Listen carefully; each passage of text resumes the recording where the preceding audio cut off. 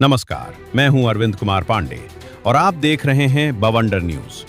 अगर अचानक आपको पेट्रोल भरवाने की लिमिट तय कर दी जाए या बिजली सिर्फ कुछ घंटों के लिए मिले तो क्या होगा?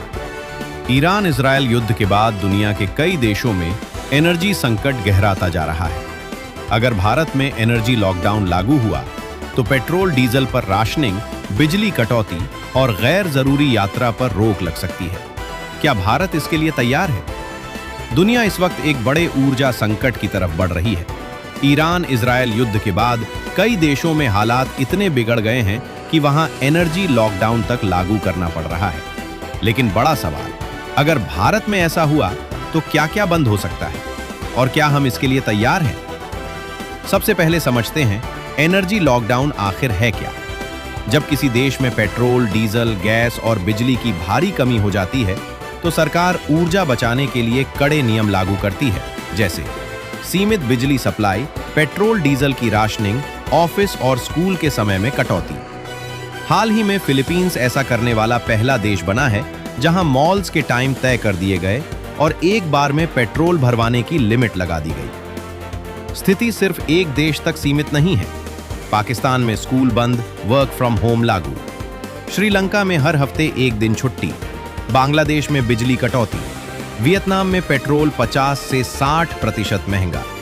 म्यांमार में ऑड इवन नियम लागू। यानी साफ है, दुनिया ऊर्जा संकट की चपेट में है। अब बात भारत की। सरकार का कहना है कि देश में अभी पेट्रोल डीजल की सप्लाई पर्याप्त है।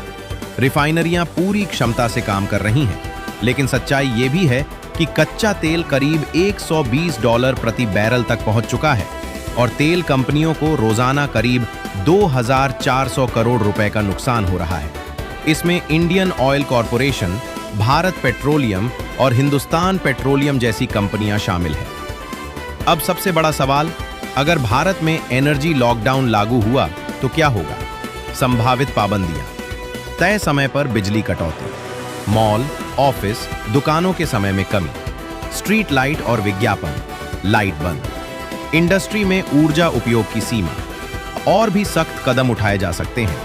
पेट्रोल डीजल की राशनिंग, गैर जरूरी यात्रा पर रोक, एसी और हीटर के इस्तेमाल पर पाबंदी, एलपीजी और सीएनजी के उपयोग पर नियंत्रण।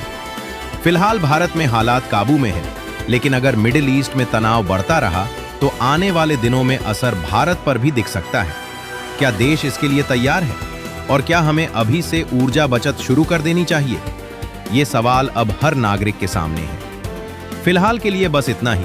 मैं हूं अरविंद कुमार पांडे, आप देख रहे थे बवंडर न्यूज। ऐसे ही अपडेट्स के लिए चैनल को सब्सक्राइब करना ना भूलें।